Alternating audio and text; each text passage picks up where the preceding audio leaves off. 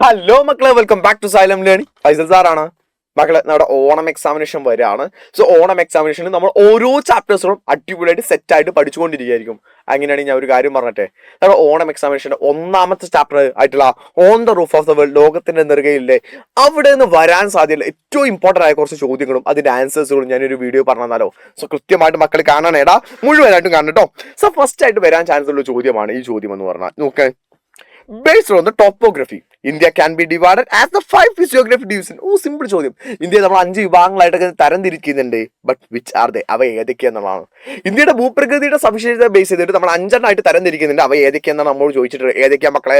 മാപ്പ് നോക്കിയിട്ട് നമ്മൾ പറയാൻ വേണ്ടി പഠിക്കാമെന്നുള്ളതാണ്. ഏറ്റവും മുകളിൽ നോർത്തേൺ മൗണ്ടൻ റീജിയൻ, ഉത്തരപർവ്വത മേഖല. അത് കഴിഞ്ഞിട്ട് നോർത്ത് ഇന്ത്യൻ പ്ലെയിൻ, ഉത്തരേന്ത്യൻ സമതലം കൊടുത്തിട്ടുണ്ട്. ഒന്നാമത്തെ നോർത്തേൺ മൗണ്ടൻ റീജിയൻ ഉത്തരപർവ്വത മേഖലയാണ്. രണ്ടാമത്തെ നോർത്ത് ഇന്ത്യൻ പ്ലെയിൻ ഉത്തരേന്ത്യൻ സമതലമാണ്. മൂന്നാമത്തെ പെനിൻസുലാസ് പ്ലാറ്റു ഉപദ്വീപീയ പീഠഭൂമി. നാലാമത്താണെങ്കിലോ ഇന്ത്യൻ ഡെസേർട്ട്, ഇന്ത്യൻ മരുഭൂമിയാണ്. അഞ്ചാമത്തെ കോസ്റ്റൽ പ്ലെയിൻ ആൻഡ് ഐലൻഡ്, തീര സമതലങ്ങളും ദ്വീപുകളും എന്ന് പറയും. സോ ഇവ 5 നമ്മൾ ഡിവൈഡ് ചെയ്തിട്ടുള്ളത്. അത് കൃത്യമായിട്ട് നമ്മളോട് ചോദിച്ചിട്ടില്ലേ. എന്നാൽ അടുത്ത ചോദ്യം ഇതാണ്: what are the features of northern mountain ranges? ഉത്തരപർവ്വത മേഖലയുടെ സവിശേഷതകൾ ഏതെല്ലാം? ഉത്തരപർവ്വത മേഖലയുടെ സവിശേഷതകൾ ഏതൊക്കെയാ മക്കളെ? കൃത്യമായിട്ട് നമ്മളിവിടെ പഠിച്ചിട്ടുണ്ട്. ഏതൊക്കെയാ? ഫസ്റ്റ് നമ്മൾ പറയുന്നു, പാമീർ നോട്ട് മുതൽ പൂർവാചാൽ വരെയാണ്. പാമീർ പർവ്വതക്കെട്ട് മുതൽ പൂർവാചാൽ വരെയാണ്.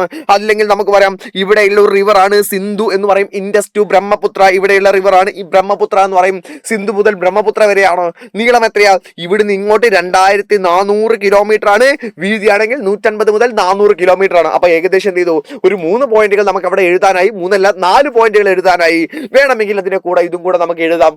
ഈ നോർത്തേൺ മൗണ്ടൻ റീജിയനെ, ഉത്തരപർവ്വത മേഖലയെ നമ്മൾ 3 തരംതിരിക്കുന്നുണ്ട്. Trans Himalaya, Himalaya, eastern hills അഥവാ കിഴക്കൻ കുന്നുകൾ. ട്രാൻസ് ഹിമാലയ എന്ന് പറയുന്നത് കാരക്കോറം, ലഡാക്ക്, സസ്കർ എന്ന് പറയുന്ന 3 ഹിമാലയാസ് എന്ന് പറയുമ്പോൾ ഹിമാദ്രി, ഹിമാചൽ, ശിവാലിക്കാണ്.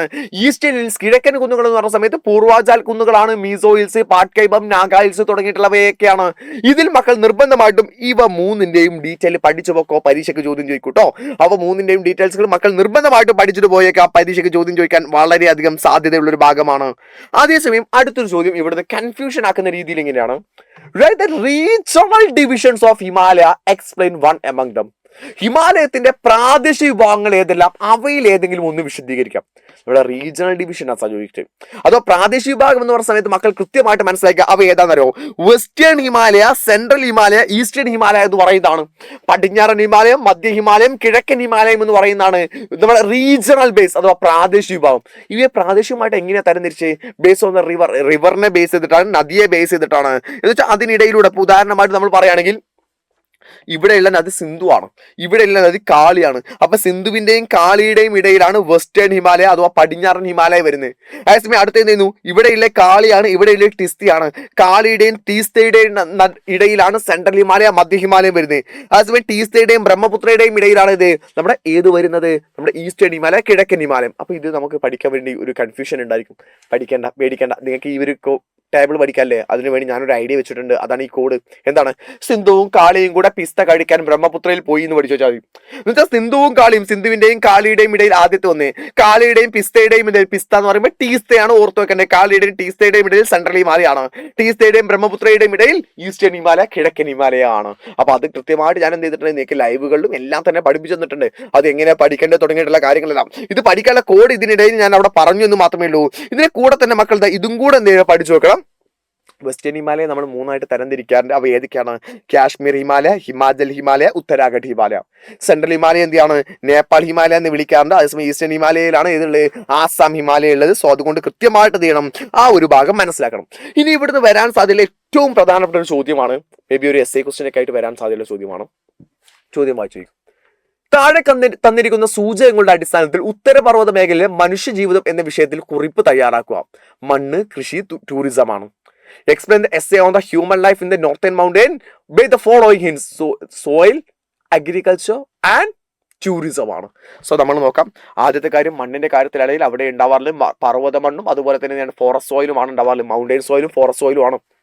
പർവ്വത മണ്ണും മനമണ്ണുമാണ്. അതിൽ ഫൈൻ ഗ്രേഡ് നമ്മൾ താഴ്വരകളുടെ താഴെ ഭാഗത്താണ് ചെറിയ തരികളോട് കൂടിയിട്ട് നല്ല ഫെർട്ടിലിറ്റി ഉള്ള, നമ്മുടെ ഹ്യൂമസ് കണ്ടന്റ് ഉള്ള, നല്ല ജൈവാംശമുള്ള, ഹൈ ഹ്യൂമസ് കണ്ടന്റ് ഉള്ള സോയിലെ കാണാം.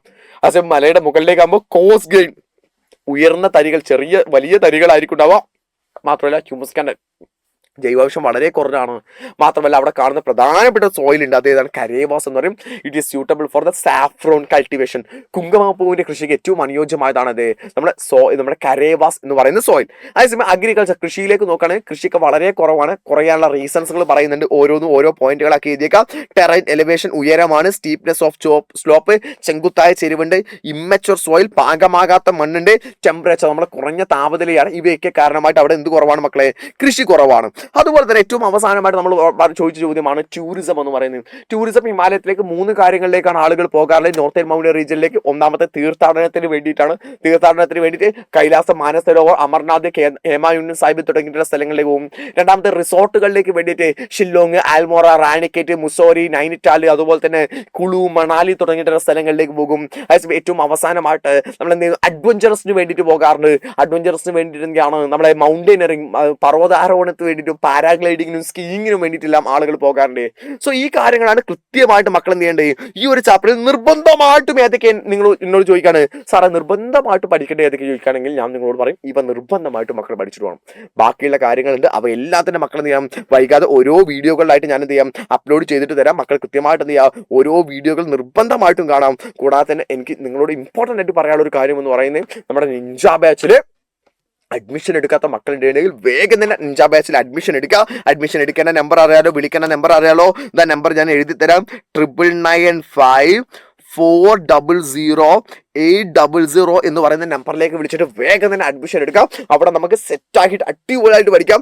ഫസ്റ്റ് ടൈമിന് മുമ്പ് നിങ്ങൾക്ക് മോഡൽ എക്സാമിനേഷനും ഒക്കെ നമ്മൾ അവിടെ സെറ്റ് ആക്കിയിട്ട് നടത്തുന്നതാണ്.